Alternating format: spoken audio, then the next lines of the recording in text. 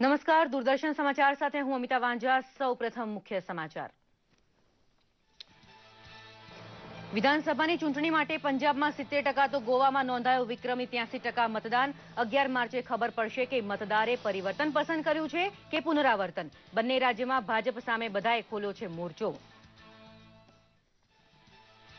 ઉત્તર પ્રદેશમાં ગુંડારાજ ખતમ કરી પ્રગતિના દિવસો લાવવા માટે ભાજપને મત આપવા પ્રધાનમંત્રીએ કર્યો આગ્રહ। મત આપવાનો નિર્ણય જાતિવાદને આધારે કરવાની ઢબ છોડી વિકાસવાદ તરફ વળવા મતદારને કરી ટકોર। આજે અલીગઢમાં ચૂંટણી સભાને કરશે સંબોધન। ગરીબની આંખોમાં પ્રગટતો અહોભાવ સરકારના કાર્યની ફળશ્રુતિ હોવાનું જણાવતા મુખ્યમંત્રી વિજયભાઈ રૂપાણી। રાજકોટને આપી ₹200 કરોડથી વધુના વિકાસ કામોની સોગાદ।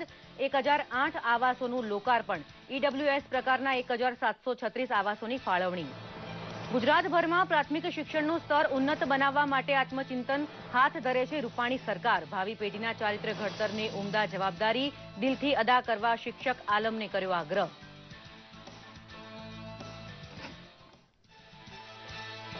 અને રાજકોટમાં યોજાઈ દેશની સૌથી મોટી મનાતી મેરેથોન। મુખ્યમંત્રી વિજયભાઈ રૂપાણીએ લીલી ઝંડી દર્શાવી કરાવ્યું પ્રસ્થાન। વિવિધ વય જૂથની અલગ કેટેગરીની દોડમાં જોડાયા અંદાજે 65,000 સ્પર્ધકો।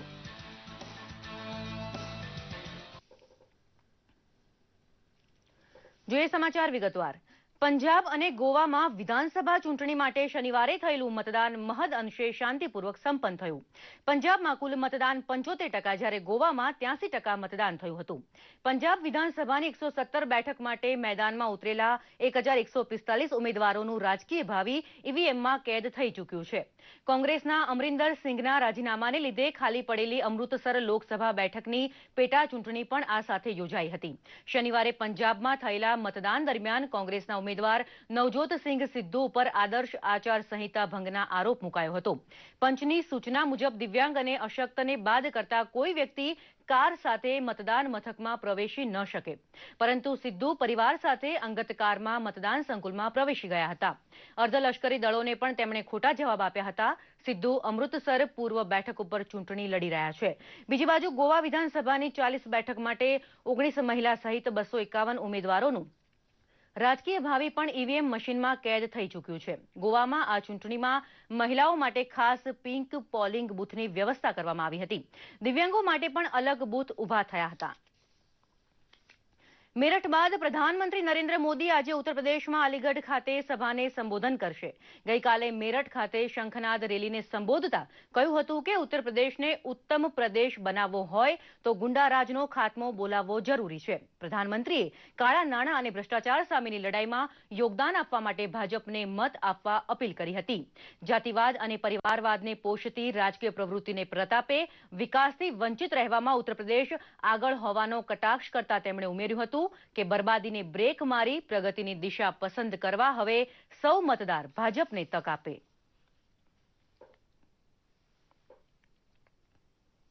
मैं उत्तर प्रदेश में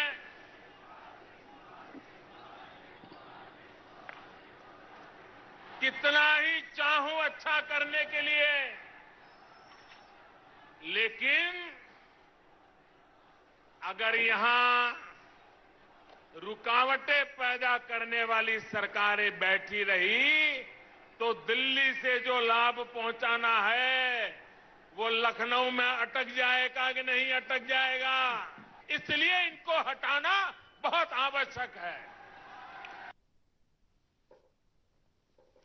ઉત્તર પ્રદેશમાં ચૂંટણીની તારીખ જેમ જેમ નજીક આવી રહી છે તેમ તેમ ચૂંટણી પ્રચારમાં વેગ આવી રહ્યો છે। પ્રધાનમંત્રી નરેન્દ્ર મોદી, રાજનાથસિંહ, મુખ્યમંત્રી અખિલેશ યાદવ અને બસપા નેતા માયાવતી ઠેર ઠેર ચૂંટણી રેલીને સંબોધી રહ્યા છે। ભાજપા અધ્યક્ષ અમિત શાહે મથુરામાં ચૂંટણી રેલીને સંબોધતા સપા સરકાર દરેક મોરચે નિષ્ફળ રહી હોવાના આક્ષેપ કર્યા હતા। કેન્દ્રીય ગૃહમંત્રી રાજનાથસિંહ પણ ફતેહાબાદમાં ચૂંટણી રેલીને સંબોધતા સપા, બસપા અને કોંગ્રેસને ભ્રષ્ટાચારના મુદ્દે આડે હાથ લીધા હતા। મુખ્યમંત્રી અખિલેશ યાદવ બિધુના અને ઓરૈયામાં ચૂંટણી રેલીને સંબોધતા સપા સરકારની ઉપલબ્ધિઓનો સંદેશો વહેતો મૂક્યો હતો, તો બસપા સુપ્રીમો માયાવતીએ બરેલીની જનસભામાં ઉત્તર પ્રદેશની કાયદો અને વ્યવસ્થાની સ્થિતિ સામે તીર તાક્યા હતા। ઉત્તર પ્રદેશમાં 11 ફેબ્રુઆરીએ પ્રથમ તબક્કાનું મતદાન હાથ ધરાશે। પશ્ચિમ ઉત્તર પ્રદેશની 73 વિધાનસભા બેઠક માટે તે દિવસે મતદાન થશે। તમામ રાજકીય પક્ષો પ્રજાને રીઝવવા કમર કસી રહ્યા છે। મુખ્યમંત્રી વિજયભાઈ રૂપાણીએ જણાવ્યું છે કે ગરીબની આંખમાં પ્રગટતો અહોભાવ જ સરકારના કાર્યની ફળશ્રુતિ છે. તેમણે ગઈકાલે રાજકોટ શહેરને ₹200 કરોડથી વધુના વિકાસ કાર્યોની સોગાદ ધરી છે. મુખ્યમંત્રીએ શહેરી ગરીબ અને મધ્યમ વર્ગના લોકો માટે ₹90 કરોડથી વધુના ખર્ચે ઊભા થયેલા 1008 આવાસોનું લોકાર્પણ તેમજ ₹117 કરોડના ખર્ચે નિર્માણાધીન 1736 આવાસોની ફાળવણી પણ કરી હતી. રાજકોટમાં રેસકોર્સ સંકુલ નજીક ₹20.22 લાખના ખર્ચે થયેલા માર્ગ બ્યુટિફિકેશનના લોકાર્પણ ઉપરાંત નગરમાં સસ્તી દવાઓ ઉપલબ્ધ બની શકે તે હેતુસર પંડિત દીનદયાળ જન ઔષધ ભંડારનું ઉદ્ઘાટન પણ કર્યું હતું. આ પ્રસંગે મહાનગરપાલિકા દ્વારા આયોજિત સ્વચ્છતા સ્પર્ધાના વિજેતા બોર્ડને રોકડ પુરસ્કારથી નવાજવામાં પણ આવ્યા હતા. સાંસદ મોહનભાઈ કુંડારિયા, ધારાસભ્ય ભાનુબેન બાબરિયા, રાજકોટ શહેરના મેયર સહિતના પદાધિકારીઓ પણ ઉપસ્થિત રહ્યા હતા. રાજકોટ મહાનગરપાલિકા દ્વારા આજે મેગા મેરેથોનમાં ભાગ લેવા હજારો લોકો ઉમટી પડ્યા હતા. દેશની સૌથી મોટી મેરેથોનના દાવા સાથેની આ દોડમાં ભાગ લેવા અંદાજે 65,000 લોકો ઉમટી પડ્યા હતા. મુખ્યમંત્રી વિજયભાઈ રૂપાણીએ મેરેથોનને લીલી ઝંડી બતાવી પ્રસ્થાન કરાવ્યું હતું. દિવ્યાંગો અને અબાલ વૃદ્ધ સર્વે મેરેથોનમાં ઉત્સાહભેર જોડાયા હતા. રાજકોટ મહાનગરપાલિકાના કમિશનર બંછાનિધિ પાની, ક્રિકેટર ચેતેશ્વર પુજારા અને પોલીસ કમિશનર અનુપમસિંહ ગહેલોત સહિત અગ્રણીઓએ મેરેથોનમાં જોડાઈને લોકોનો ઉત્સાહ વધાર્યો હતો. જંગી સંખ્યામાં લોકો મેરેથોનમાં જોડાતા 1500 જેટલા પોલીસ જવાનોને બંદોબસ્તમાં ગોઠવવામાં આવ્યા હતા. મુખ્યમંત્રી વિજયભાઈ રૂપાણીએ રાજકોટવાસીઓને અભિનંદન આપ્યા હતા. વડોદરા ખાતે પણ ભવ્ય મેરેથોનનું આયોજન થયું હતું. મુખ્યમંત્રી વિજયભાઈ રૂપાણીએ વડોદરામાં પણ લીલી ઝંડી આપીને મેરેથોનને પ્રસ્થાન કરાવ્યું હતું.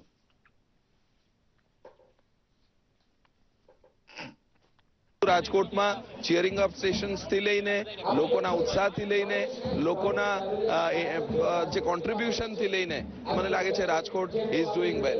અને આ મેરાથોન દોડ 45 kilometre, 21 kilometre, 10 kilometre, 5 kilometre, 2.5 kilometre અલગ અલગ જો કેટેગરીમાં છે જો અને લોકોમાં જો જુસ્સા છે, જો જોશ છે જો અને ખરેખર જોવા લાયક છે જો તો આપણા સ્વચ્છ રાજકોટ, ટ્રાફિક નિયમન પાલન કરતા રાજકોટ, પાણી બચાવતા રાજકોટ, આ થીમ ઉપર જો આજનું મેરાથોનનું આયોજન થઈ રહ્યા છે અને ખૂબ જ સક્સેસફુલી થઈ રહ્યા છે. એના માટે બધા મેં રાજકોટિયન્સના ખૂબ ખૂબ શુભેચ્છા આપું છું. ગાંધીનગરમાં મુખ્યમંત્રી વિજય રૂપાણીએ ગુણવત્તાયુક્ત પ્રાથમિક શિક્ષણ સામૂહિક જવાબદારી સેમિનારને ખુલ્લો મૂકતા શિક્ષકના વ્યવસાયને નોબલ પ્રોફેશન ગણાવ્યો હતો. તેમણે જણાવ્યું હતું કે આજનો સમાજ ભાવિ પેઢીના ઘડતરની શ્રદ્ધા અને વિશ્વાસ શિક્ષક ઉપર મૂકે છે, ત્યારે શિક્ષક સમુદાયે આ વિશ્વાસ સાચો પાડવાનો છે. શ્રી રૂપાણીએ જણાવ્યું કે રાજ્ય સરકાર પ્રાથમિક શિક્ષણને ટોચની અગ્રતા આપે છે અને શિક્ષણ તથા આનુષંગિક સવલતો માટે માતબર બજેટ પણ ફાળવે છે. મુખ્યમંત્રીએ જણાવ્યું હતું કે વર્તમાન સમયની માંગ મુજબ ઈ ક્લાસ, સ્માર્ટ લર્નિંગ જેવી સુવિધાઓ સરકારી શાળાઓમાં સહજ બનાવી ગરીબ બાળકોને પણ શ્રેષ્ઠ શિક્ષણ આપવાની નેમ સરકારે રાખી છે. શિક્ષણ મંત્રી ભૂપેન્દ્રસિંહ ચુડાસમાએ ગુણવત્તાયુક્ત શિક્ષણ માટે રાજ્ય સરકારે લીધેલા વિવિધ પગલાંની વિગતો આપી હતી. બનાવવા માટે શિક્ષણ વિભાગ જે કામ કરે છે એ મારું માનવું છે કે અન્ય વિભાગો કરતા બહુ મહત્વનું અને ભવિષ્યની પેઢી માટે અસર કરનારું કામ એ શિક્ષણ વિભાગ કરે છે. પ્રાથમિક શિક્ષણની ગુણવત્તામાં શિક્ષકની જવાબદારી. મેં કહ્યું ને કે પહેલા સરકાર અને શિક્ષક પોતાની જવાબદારી સ્વીકારવા માટે તૈયાર છે. તો જેમણે આખી જિંદગી શિક્ષણમાં નિસ્વાર્થ રીતે માત્ર ને માત્ર સેવાની ભાવના રાખીને જિંદગી ખપાય છે એવા લોકોને અમે આ પેનલ ડિસ્કશનની અંદર બેસાડવાના છે. આણંદની અમૂલ ડેરીમાં દૂધ ભરી રહેલા 6.71 લાખ પશુપાલક સભાસદો માટે આનંદના સમાચાર છે. ડેરીએ દૂધ ખરીદીના ભાવમાં કિલો ફેટ દીઠ ₹10નો વધારો કર્યો છે. છેલ્લા 3 મહિનામાં દૂધ ખરીદી ભાવમાં ત્રીજી વખત વધારો થતા સભાસદોની નાણાકીય ચિંતા ઘટશે. નવો ભાવ વધારો આગામી 11મી ફેબ્રુઆરીથી અમલી બનશે. 618 ગામની 1210 દૂધ મંડળીઓના માધ્યમથી 6.71 લાખ સભાસદો ડેરી સાથે સંકળાયેલા છે. ડેરી હાલમાં દૈનિક 24 લાખ લીટર દૂધ એકત્ર કરે છે. સભાસદોને બેંક ખાતામાં સીધી ચૂકવણીઓ થતી હોય છે. અમૂલ એ કોલકાતા, મુંબઈ અને પંજાબમાં પણ પોતાના ડેરી પ્રોજેક્ટ ધરાવે છે. ક્વોલિટીવાળી એને કારણે મિલ્ક માર્કેટ ફેડરેશનની અંદર જે વેચાણ થાય છે એ વેચાણ પણ સારું થવાને કારણે એની અંદર જે નફો થાય એ નફો જે દરેક સંઘને વહેંચી આપવામાં આવે છે, તો અમૂલની અંદર પણ બાય પ્રોડક્ટનો સારો નફો થયો એને કારણે સભાસદોને કલ્યાણ થાય અને સભાસદોને પોસાય એટલા માટે દર મહિને 2 મહિને રિવ્યૂ કરીને અને દૂધનો ભાવ વધારો આપવા માટે મારું લીલો ઘાસચારો અને પૂળા જે મોંઘા હતા તેમાં દાણ જેનો વધારો હતો એમાં થોડોક અમને ફાયદો થશે, જેથી 10 રૂપિયા વધ્યા છે.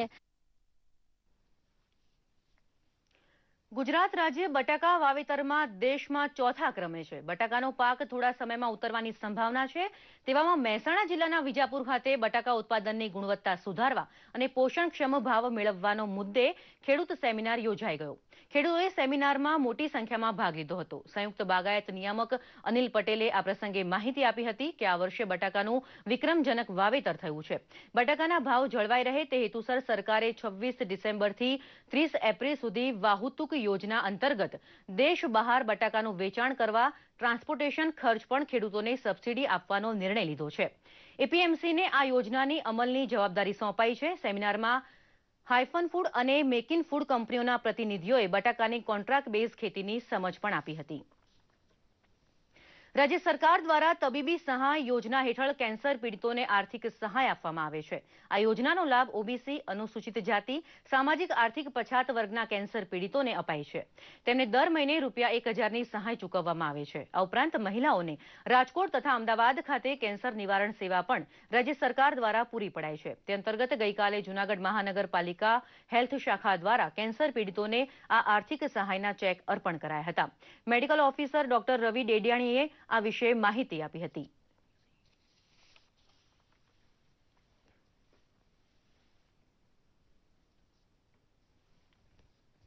હાલ સરકારશ્રી પણ ખૂબ જ ચિંતિત હોય તેના લીધે જે આપણે ગુજરાત રાજ્યના તત્કાલીન મુખ્યમંત્રી આનંદીબેન પટેલ દ્વારા સ્ત્રીઓના જે બ્રેસ્ટ કેન્સર અને સર્વાઇકલ કેન્સરથી ચિંતિત થઈ અને તેમના દ્વારા પણ ફરજિયાત સ્ક્રીનિંગ અને તેઓને જો આગળ જરૂરિયાત પડાય તો નિદાન તે ઉપરાંત સારવાર માટેની સંપૂર્ણ ફ્રી વ્યવસ્થા અમદાવાદ સિવિલ હોસ્પિટલ અને રાજકોટ ખાતે કરી આપેલી હતી.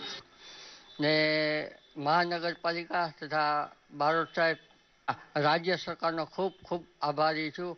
પહેલા નંબરમાં તો જે વિદ્યાર્થી છે બધા એ અત્યારે બહુ ખૂબ વ્યસનના રવાડે ચડ્યા છે.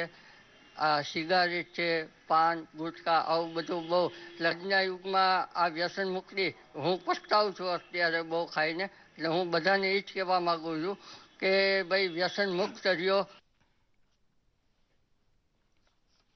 ભારતીય તટરક્ષક દળને 40 વર્ષ પૂરા થવા નિમિત્તે ગઈકાલે પવિત્ર યાત્રાધામ સોમનાથના દરિયા કિનારે કોસ્ટગાર્ડ અને સોમનાથ ટ્રસ્ટના સંયુક્ત ઉપક્રમે સ્વચ્છતા અભિયાન યોજાયું હતું. તેમાં સોમનાથ ટ્રસ્ટના સભ્યો અને કર્મચારીઓ ઉપસ્થિત રહ્યા હતા. ઉપરાંત સ્થાનિક સ્વૈચ્છિક સંસ્થાઓ અને શાળા કોલેજના વિદ્યાર્થીઓ પણ જોડાયા હતા. સૌએ ભેગા મળીને સોમનાથ ચોપાટીને સ્વચ્છ કરીને સ્વચ્છ ભારતનો સંદેશ આપ્યો હતો.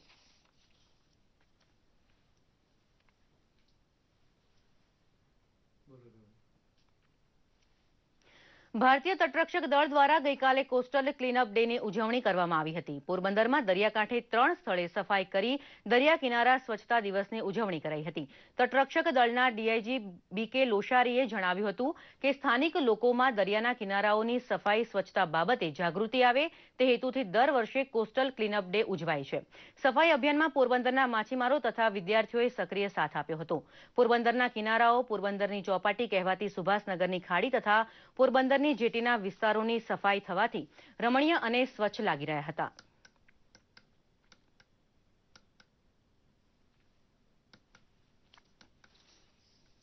જાણીતા ગુજરાતી નાટ્ય લેખક હસમુખ બારાડીનું ગઈકાલે નિધન થયું છે. તેઓ 79 વર્ષના હતા. પ્રારંભિક કારકિર્દીમાં તેઓ મોસ્કો સ્ટેટ રેડિયો ખાતે જોડાયેલા હતા. ત્યારબાદ તેમણે અમદાવાદમાં પત્રકારત્વ અને રંગભૂમિમાં યુવા પેઢીને તાલીમ આપવા માટે ચેનપુર ખાતે મીડિયા થિયેટર સેન્ટરની સ્થાપના કરી હતી.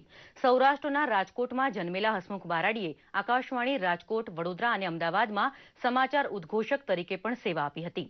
ઉપરાંત તેઓ અમદાવાદના ઇસરો ખાતે ટીવીના વિકાસલક્ષી કાર્યક્રમોના નિર્માતા રહ્યા હતા.